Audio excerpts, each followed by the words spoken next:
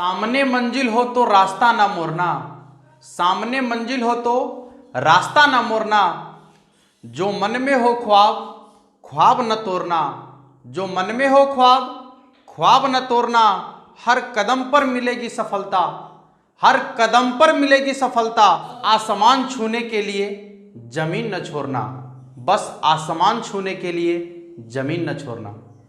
जय हिंद दोस्तों, स्वागत है आप सभी का आपके अपने परिवार मैथ्स गुरु मनीष में। दोस्तों मैं हूं इनके एक्सपर्ट और पिछले वीडियो में हम लोग डिफरेंट इंटीग्रेशन को देखे थे। मैंने डिफरेंट इंटीग्रेशन को बनाना कैसे है इस पर विचार किए थे और सीखे भी थे, ठीक है।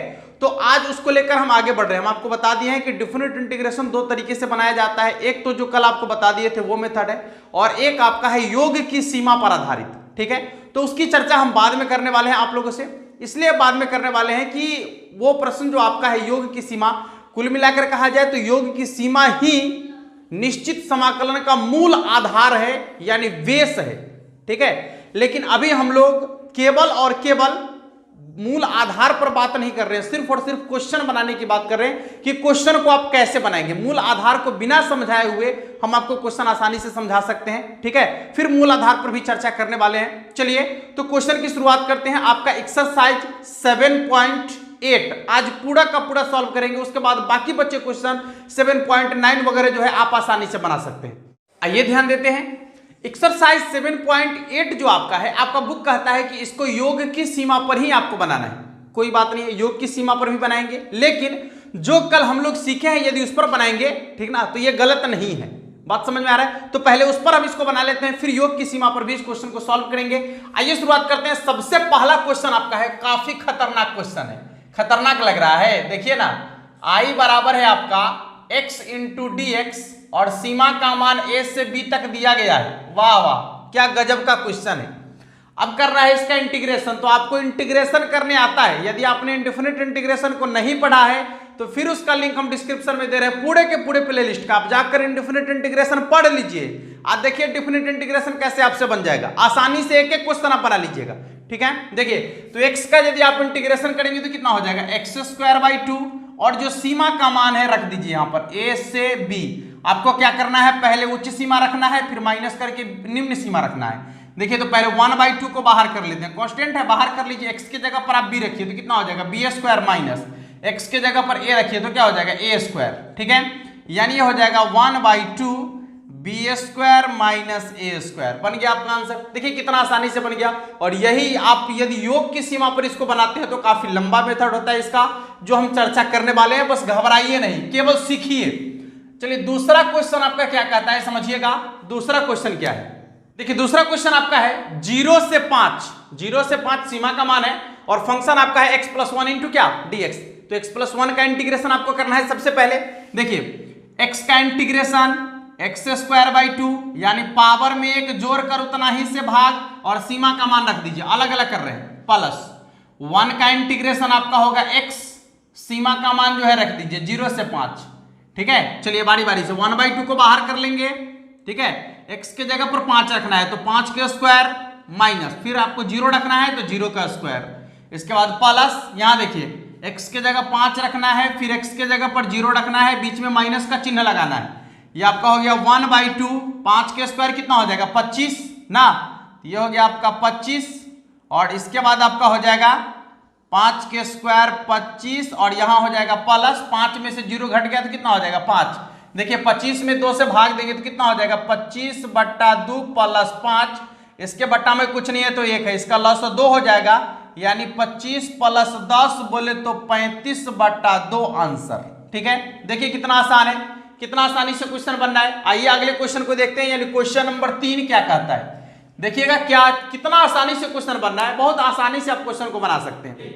सीमा का मान दिया गया है 2 से 3 और x² इंटू क्या है, dx। चलिए कोई बात नहीं है, पहले आप x² का इंटीग्रेशन कीजिए। तो पावर वाला का इंटीग्रेशन, पावर में एक जोड़कर उतना ही से भाग करेंगे और सीमा का जो मान है रख दीजिए 2 से 3। चलिए 1/3 तो कांस्टेंट है बाहर आ जाएगा, x के जगह पर आपको रखना है पहले 3 तो 3 के पावर 3 माइनस, अब रखना है 2 तो 2 के पावर 3, ठीक है। देखिए यहां पर 1/3 जो कहते हो 3 के पावर 3 कितना हो जाएगा, 3 3 9 3 27, ये हो जाएगा आपका 27 माइनस कितना 2 के पावर 3, तो 2 के पावर 3 कितना हो जाएगा 8, ठीक है। 27 में से 8 घट गया तो कितना हो जाएगा 19 ना, ये हो जाएगा आपका 19/3। देख लीजिए ये भी आपका क्वेश्चन बन गया कितना आसानी से। आइए अगले क्वेश्चन को देखते हैं, यानी क्वेश्चन नंबर 4। चौथा क्वेश्चन आपका क्या है, यहां सीमा का मान दिया गया है 1 से 4 और फिर आपका है x² माइनस x इंटू क्या dx। चलिए कोई बात नहीं है, आपको बनाना कैसे है, तो सबसे पहले x² का इंटीग्रेशन कितना होगा, x के पावर 3/3 पावर में 1 जोड़कर उतना ही से भाग करेंगे सीमा का मान 1 से 4 तक माइनस, फिर वही बात है देखिए पावर में 1 जोड़कर उतना ही से भाग करेंगे ना, और सीमा का मान जो है रख दीजिए 1 से लेकर 4 तक।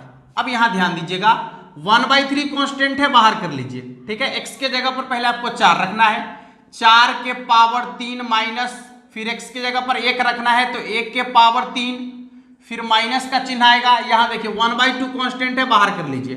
अब देखिएगा यहां पर x के जगह पर 4 रखना है तो 4k² माइनस 1k², ठीक है। हो सकता है कि इस तरीके का क्वेश्चन आपको ऑब्जेक्टिव में पूछ दे, ठीक है, तो वहां पर आप जो है वो लंबा मेथड का प्रयोग ना करेंगे, जो आपको योगफल की सीमा वाला बताने वाले उसका प्रयोग ना करेंगे, डायरेक्ट आप इधर से क्वेश्चन को बना लेंगे, आसानी से बन जाएगा, ठीक है, ऑब्जेक्टिव में यदि आता है तो। इसलिए हम इसको इस तरीके से बताते हुए चलते हैं कि वहां पर आप कंफ्यूज हो जाएगा कि अरे ये प्रश्न तो योग की सीमा वाला है।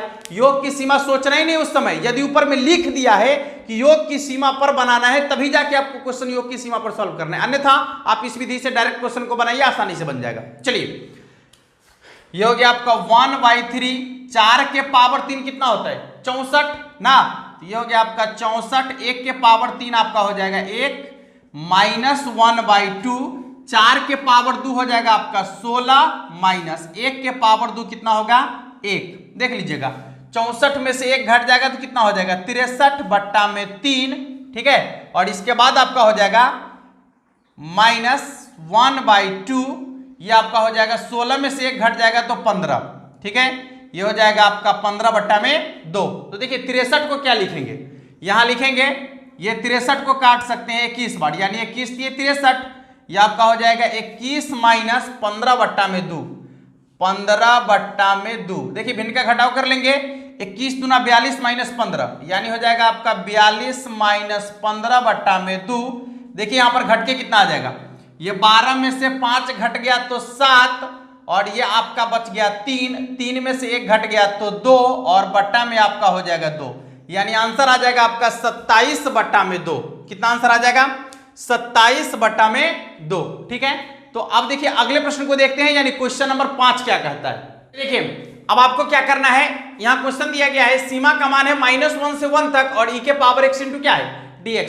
तो सबसे पहले e के पावर x का इंटीग्रेशन करते हैं हम लोग। e के पावर x का इंटीग्रेशन होगा e के पावर x ज्यों का त्यों, और सीमा का जो वैल्यू है -1 से 1 यहां पर रख देंगे। आपको क्या बताया है कि पहले आपको उच्च सीमा रखना है, फिर आपको निम्न सीमा रखना है, पीछे माइनस का चिन्ह लगाना है। तो यहां देखिएगा जब उच्च सीमा रखेंगे तो कितना हो जाएगा e के पावर 1 ना, ये हो गया आपका e के पावर 1, और फिर आपका हो जाएगा माइनस e के पावर -1, ठीक है। किसी भी संख्या के पावर 1 तो उसका मान ज्यों का त्यों, और माइनस यहां से देखिए माइनस हटाना है तो बटा में ले जाएंगे, यानी 1/e हो जाएगा। यदि आप इसको एक स्टेप और बढ़ाना चाहते हैं, यहां पर भिन्न का घटाव करना चाहते हैं तो कर सकते हैं, लॉसा तो e हो जाएगा, यानी यहां हो जाएगा आपका e² -1, ठीक है, या ऊपर भी आप आंसर छोड़ सकते हैं, कोई दिक्कत नहीं है। आइए अगले क्वेश्चन को देखते हैं, यानी क्वेश्चन नंबर 6 क्या कहता है, देखिएगा। चलिए देखिए क्वेश्चन नंबर 6 आपका है i बराबर 0 से लेकर 4 तक सीमा का मान है, और इसके बाद क्या है x प्लस e के पावर 2x इंटू dx। चलिए कोई बात नहीं है, यहां पर हो जाएगा देखिए अलग अलग करके पहले इसका हम इंटीग्रेशन कर लेते हैं। तो पहले x का इंटीग्रेशन कीजिए, क्या हो जाएगा x² 2 जो सीमा का मान है रख देंगे 0 से लेकर 4 तक, प्लस e के पावर 2x का इंटीग्रेशन e के पावर 2x, ठीक है, और पावर में x के साथ जो कांस्टेंट है वो कहां आएगा बटा में आ जाएगा, और ये आपका हो जाएगा 0 से 4 सीमा का मान।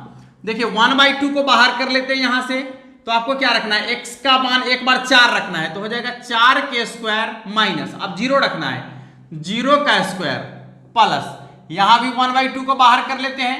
देखिए यहां पर तो ये आपको x के जगह पर पहले 4 रखना है फिर 0 रखना है, तो क्या हो जाएगा e के पावर 2 गुने 4, और इसके बाद हो जाएगा आपका माइनस ई के पावर 2 गुने 0, ठीक है।